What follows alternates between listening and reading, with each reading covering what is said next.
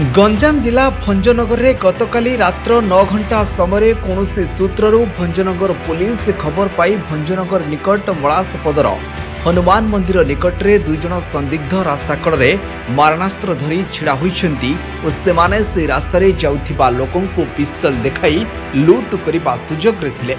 किंतु भंजनगर थाना अधिकारी जीवनानंद जेना निर्देश में पुलिस टीम उक्त युवकों को गिरफ्त करने प्रयास करथिला।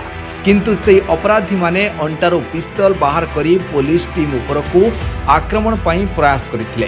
से समय पुलिस टीम चतुरतार सह तांको काबू करथिला। सेमानक ठारू गोटाए देसी पिस्तल, गोटाए 9 mm देसी पिस्तल और 2 राउंड जीवंत गोली जबत करिछि।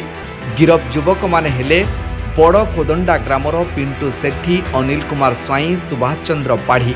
गंजाम एसपी निर्देश अनुसार गंजाम जिले में विभिन्न स्थान में अपराधी मानक उपरे कड़ा नजर रखा जाइछि और सही अनुसार सर्च मध्य जारी रही। आज एक प्रेस विवृत्ति में भंजनगर एसडीपीओ दीपक कुमार मिश्र सूचना देइछन्ति।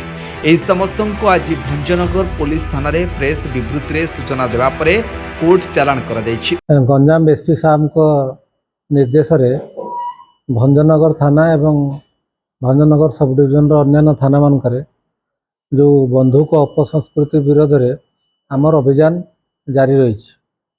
ए संक्रांत रे आमे आगुरी मध्य केस करिछु, बंधुक जबत करिछु एवं बेआईन बंधुक धरिथिबा लोक मानकु गिरफ्त करिकि कोर्ट चालान करिछु। ए संक्रांत रे पुणी भंजनगर थाना आईआईसी जीवनानंद नेतृत्व में एवं तांकर स्टाफ समीर सेठी, लक्ष्मीधर महांती एवं अन्य जो टीम मेंबर्स अच्छा आम कॉन्स्टेबल ओपीएफ अच्छा तांकर नेतृत्व में पुणी गोटे आमर गोटे बंधुक अभियान जो चली मुताबक आमर 2टी बंधुक जबत होती। गोटे 9 mm कंट्रीमेड देसी पिस्तल आ गोटे सिंगल शॉट कंट्रीमेड पिस्तल 2 राउंड गोली जबत होती। ए संक्रांत रे भंजनगर थाना मोकदमा नंबर 643 तारीख 6/7/2026 बीएनएस आनुषंगिक दफार गोटे मोकदमा रुज होती। आर्म्स एक्ट लगे कि गोटे मोकदमा रुज होती। ए संक्रांत रे 4 जन गिरफ होती।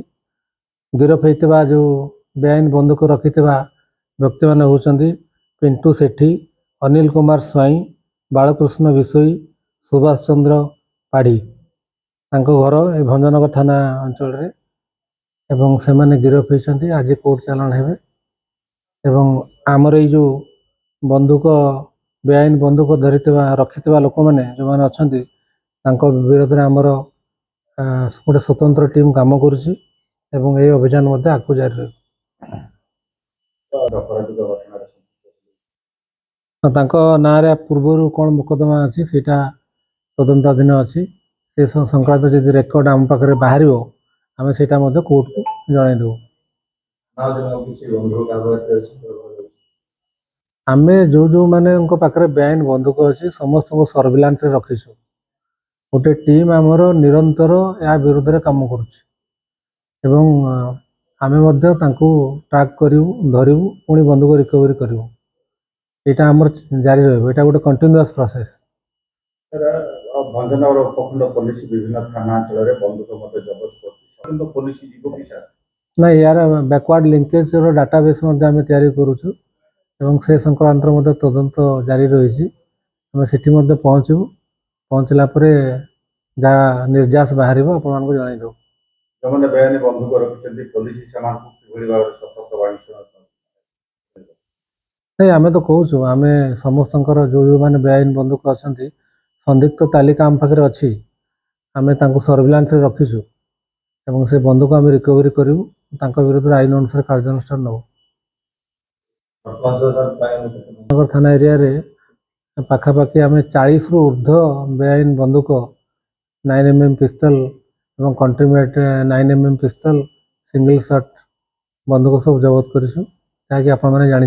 Ganjam Bhanjanagar Ashish Kumar Gaud report the breaking news 24।